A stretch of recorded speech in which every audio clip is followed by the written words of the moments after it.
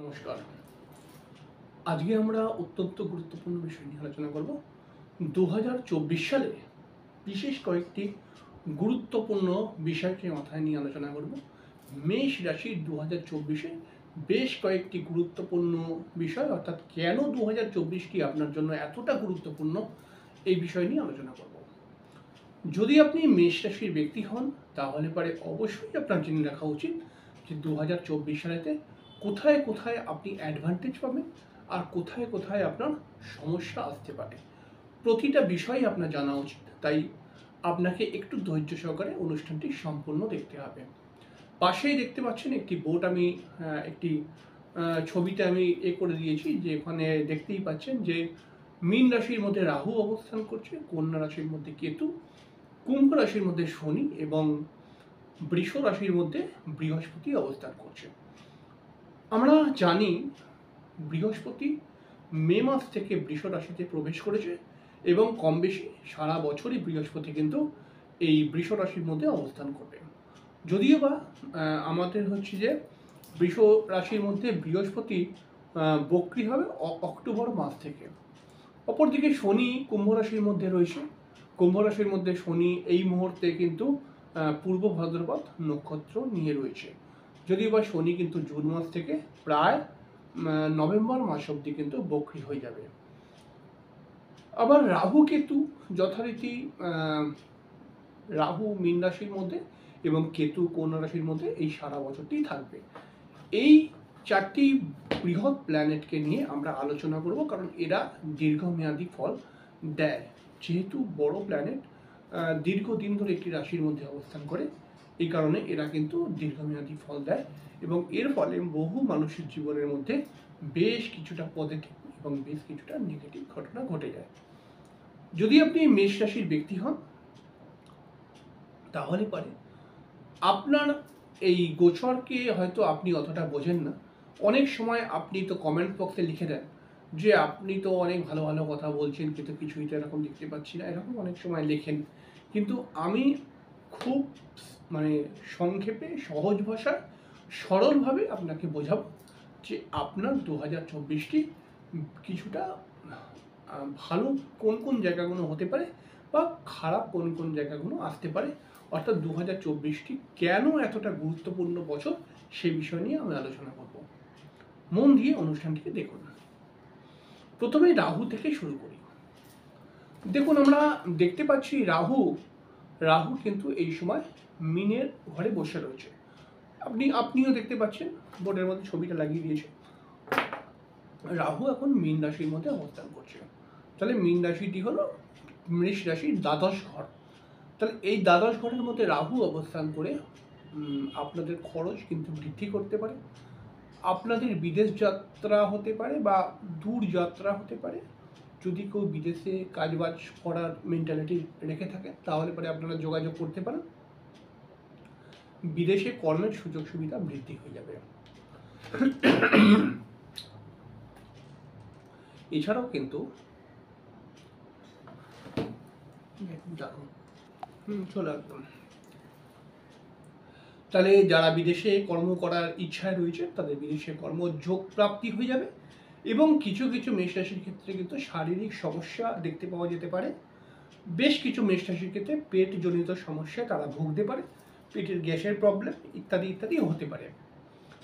এছাড়াও কিন্তু মেষ রাশির ক্ষেত্রে দেখতে পাওয়া যাবে কিছু পারিবারিক সমস্যা, কারণ রাহুর যে বক্র নবম দৃষ্টি কিন্তু মেষ রাশির চতুর্থ ঘরের মধ্যে পড়ছে। এই চতুর্থ ঘরে পড়ার জন্য কিন্তু বেশ কিছু মেষ রাশির ক্ষেত্রে দেখতে পাওয়া যাবে তাদের পারিবারিক সমস্যা ক্রিয়েট হচ্ছে। বেশ কিছু মেষ রাশির মানুষদের ক্ষেত্রে কিন্তু স্থান পরিবর্তনের একটা সুযোগ সুবিধা বৃদ্ধি পাবে। মেষ রাশির মায়েদের দিকে বিশেষ খেয়াল রাখা উচিত। মায়ের শরীর স্বাস্থ্য কিছুটা খারাপের দিকে যেতে পারে এবং যে সমস্ত ছোট ছোট ছেলেমেয়েরা মেষ রাশির পড়াশোনা করছে, তাদের ক্ষেত্রে কিন্তু পড়াশোনার জায়গাটা একটুখানি খেয়াল রাখতে হবে। তাদের একটা মানসিক চঞ্চলতা বৃদ্ধি হতে পারে। আবার দেখুন, রাহুর বক্র দৃষ্টি, পঞ্চম দৃষ্টি আর কি, মেষ রাশির অষ্টম ভাবের মধ্যে পড়ছে। এর ফলে কিন্তু আপনার দীর্ঘ কোনো রোগ হঠাৎ চাকার দিয়ে উঠতে পারে। হঠাৎ কিন্তু কোনো রকম জমি জায়গা সংক্রান্ত বিষয় নিয়ে প্রপার্টি রিলেটেড কোনো প্রবলেম চলে আসতে পারে। এছাড়াও কিন্তু ছোটোখাটো দুর্ঘটনার যোগ কয়েকটি মেষ রাশির ক্ষেত্রে দেখা যাবে। সব মেষ রাশি যে দুর্ঘটনায় পড়ে যাবে এরকম তো কখনোই পাওয়া যায় না, তাদের পার্সোনাল ছক রয়েছে। তবে কয়েকটি জায়গায় কিন্তু দুর্ঘটনার একটা সম্ভাবনা বৃদ্ধি পেয়ে যাবে। অপরদিকে দেখুন, কেতু ষষ্ঠ ঘরের মধ্যে বসে রয়েছে।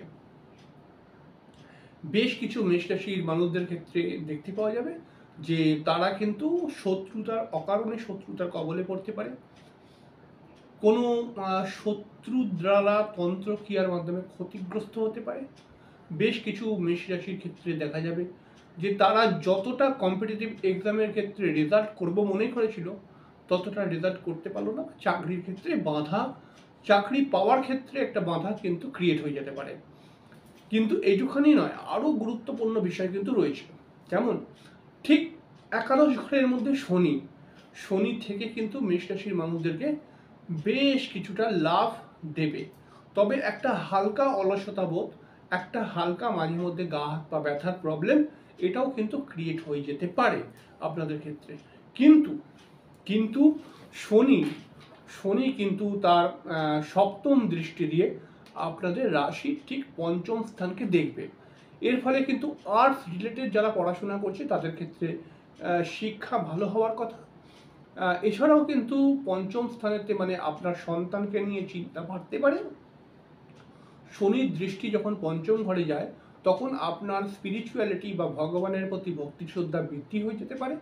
এছাড়াও কিন্তু পঞ্চম স্থানে শনির দৃষ্টি অটোমেটিক্যালি আপনার প্রেমের মধ্যে কিন্তু সমস্যা নিয়ে আসতে পারে, বা বিবাহিত জীবনও অনেক সময় পঞ্চম ঘরের দৃষ্টি দেওয়া শনি কিন্তু বিবাহিত জীবনকেও প্রবলেমে ফেলে দেয়। তাই এই সমস্ত জায়গাগুলো সম্পর্কে আপনাকে বিশেষ করে ওয়াকিবহাল হতে হবে। তো এখানে একটি কথা আসবে যে যদি গ্রহরা সমস্যাই দেয় তাহলে আমি কি ওয়াকিবহাল হয়ে কিছু করতে পারবো আদৌ? তো এই প্রশ্নের উত্তর হচ্ছে একটাই, গ্রহরা সমস্যা দেয় নয়, সমস্যা দেওয়ার জায়গায় থাকে বা জায়গায় রয়েছে। আপনি যদি ওয়াকিবহাল হন, আপনি যদি সতর্ক হন, আপনি যদি বেশি বুদ্ধি খাটান এইসব বিষয় নিয়ে, মানে একটু ভাবনা চিন্তা করে আর কি বুদ্ধি খাটান, তাহলে অনেক সমস্যাকে আপনি প্রতিরোধ করতে পারবেন। আপনার ক্ষেত্রে একটি প্লাস পয়েন্ট রয়েছে, কারণ আপনার সেকেন্ড হাউসে মেষ রাশির দ্বিতীয় ঘরের মধ্যে বৃহস্পতি অবস্থান করছে, এবং বৃহস্পতি দ্বিতীয় ঘরের মধ্যে থেকে আপনাদের বেশ কিছুটা সেভিংস করাবে। মানে আগে যতটা খরচা হয়ে যাচ্ছিল এখন কিন্তু সেভিংস করাবার একটা জায়গা রাখবে। নতুন গাড়ি বা বাড়ি প্রাপ্তি করার একটা যোগ কিন্তু ক্রিয়েট হচ্ছে। হঠাৎ কিছু অর্থ প্রাপ্তি হবার একটা সম্ভাবনা বৃদ্ধি পাচ্ছে। নতুন একটি চাকরি পাওয়ার একটা সম্ভাবনা পাচ্ছে। আউট অফ স্টেটে চাকরির যোগাযোগ বৃদ্ধি করাবে। এছাড়াও আপনার আত্মীয়দের সঙ্গে একটি সুসম্পর্ক বৃদ্ধি করাবে, এবং যতটা আগে কিন্তু আপনার কথাবার্তা একটুখানি বিগড়ে গেছিল, এখন কিন্তু কথাবার্তাটা খুব সুন্দর হবে। এছাড়াও কিন্তু বৃহস্পতির পঞ্চম দৃষ্টি আপনার ষষ্ঠ ঘরের মধ্যে গিয়ে পড়বে, যেই ক্ষেত্রে কিন্তু আমরা বলতেই পারি যে আপনি যদি দীর্ঘদিন ধরে কোনো রোগে ভোগেন তাহলে সেখানে রোগটা কিন্তু রিকভার হতে পারে, আস্তে আস্তে ভালোর দিকে যেতে পারে। এছাড়াও ষষ্ঠ ঘরের মধ্যে রোগ, বৃহস্পতির দৃষ্টি কিন্তু আপনার দীর্ঘ কোনো ঝামেলা বা দীর্ঘ কোনো মানসিক টেনশনকে অনেকটা কমিয়ে আনবে। শুধুমাত্র প্রচেষ্টাটা আপনাকে করতে হবে। আবার দেখুন, বৃহস্পতির সপ্তম দৃষ্টি চলে আসবে আপনার অষ্টম স্থানের মধ্যে। এর ফলে কিন্তু আপনার জ্যোতিষ তন্ত্র বা কোনো স্পিরিচুয়াল বিষয় নিয়ে আপনার আগ্রহ বাড়তে পারে। এছাড়াও কিন্তু আরও একটি কথা বলতেই হয় যে 2024-এ কিন্তু নতুন কোনো ইন্স্যুরেন্সের সঙ্গে আপনি যুক্ত হতে পারেন, এটাও কিন্তু একটি সম্ভাবনা রয়েছে। এবং বৃহস্পতির নবম দৃষ্টি আপনাদের দশম স্থানের মধ্যে পড়বে। এর ফলে কিন্তু একটি ভালো পরিবর্তন আসবে, যেটা হচ্ছে যে আপনাদের কর্মক্ষেত্রকে নিয়ে যে দীর্ঘদিন ধরে একটা মানসিক টেনশন আপনাদের ছিল সেই টেনশনটা কিন্তু আস্তে আস্তে রিমুভ হয়ে যাবে। এবং ধীরে ধীরে 2024 যত এগোবে তত কিন্তু আপনারা বিভিন্ন দিক থেকে একটা মান সম্মান প্রাপ্তি করতে পারবেন। এবারে বিশেষ কয়েকটি কথা আরও বলুন। তার সঙ্গে সঙ্গে বিষয়টি হচ্ছে যে দেখুন, গ্রহ এমন একটি পজিশনে এসছে 2024-এ যেইটা কিন্তু আপনাকে লাভ দেবে। কিন্তু লাভ তো সবাই ওঠাতে পারবে না। লাভ তারাই ওঠাতে পারবে যারা পরিশ্রমী, যারা চিন্তা করে, প্ল্যানিং করে যে আগে এগোবোটা আমি কী করে, এবং যারা কিন্তু বিশেষ সতর্ক, তারাই এই লাভটা পাবে। এবার দেখুন, গ্রহ আপনাকে লাভ দেবে, কিন্তু আপনি এখন বলছেন আমি তো কোনো লাভই পাচ্ছি না। তাহলে পরে কোথাও আপনার খামতি কিন্তু থাকতে পারে, অথবা আপনার জন্মছক হয়তো ব্যাপারটাকে সাপটি করছে না। বেশ কিছু জন্মছককে আমি দেখেছি যাদের কিন্তু প্রচণ্ড উইক গ্রহরা, তো যার ফলে বর্তমান গোচরে ভালো একটি যোগ তৈরি করলে বড় তারা লাভ পায় না।